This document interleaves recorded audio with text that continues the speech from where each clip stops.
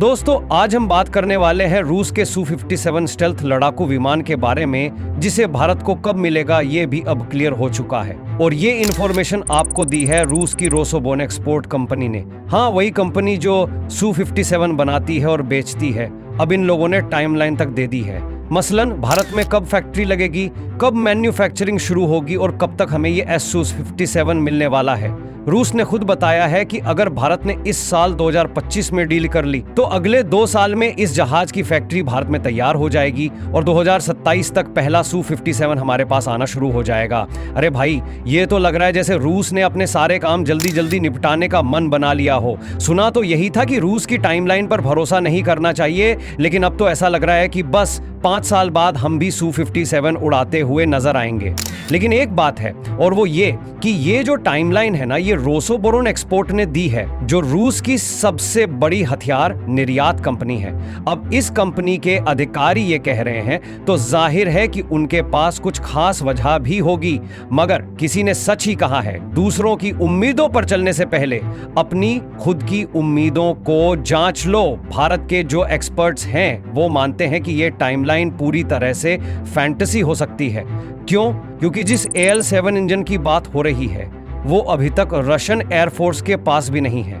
मतलब जो इंजन हम खरीदने जा रहे हैं वो रूस के पास भी नहीं है, और ऐसे में ये कहना कि हम उसे भारत में फिट कर लेंगे और 2 साल के अंदर ये विमान तैयार हो जाएगा, हास्यास्पद है। 2 साल तो सिर्फ उस इंजन की टेस्टिंग में लग सकते हैं। क्या हम इसे अभी से बिना टेस्ट के ही चला लेंगे?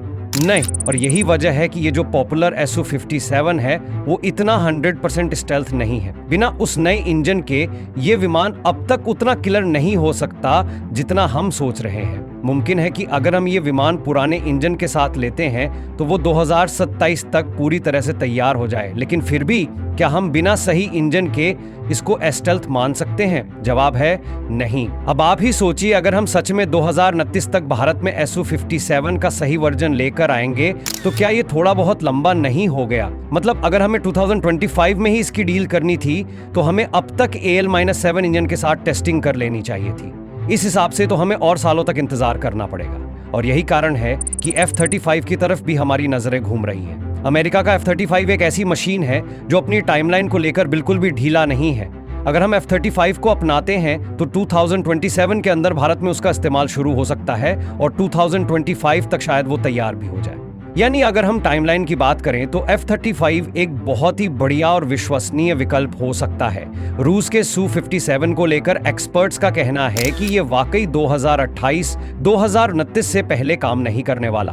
दोस्तों, यही कहानी है Su-57 और उसकी टाइमलाइन की। आप क्या सोचते हो? क्या हमें इस Su-57 का इंतजार करना चाहिए या फिर F-35 को ही प्राथमिकता देनी चाहिए? अगर आप मेरे जैसे सोचते हो कि वायुसेना को तुरंत और विश्वसनीय विमान चाहिए तो F-35 थोड़ा ज्यादा आकर्षक लगता है। दोस्तों, अगर आपको ये वीडियो पसंद आया हो और आपने इसे यहाँ तक देखा है तो एक लाइक तो बनता है, क्योंकि ये सिर्फ एक बटन नहीं, ये आपकी जय हिंद वाली भावना है। कमेंट्स में जय हिंद जरूर लिखें और दोस्तों वीडियो को शेयर करना मत भूलिए। अगर आपने अभी तक चैनल को सब्सक्राइब नहीं किया है तो वो लाल बटन दबाइए और साथ में बेल आइकन भी, ताकि अगली बार जब हम ऐसा दमदार वीडियो लेकर आए तो आपसे छूटे नहीं। मिलते हैं अगली वीडियो में। जय हिंद, जय भारत।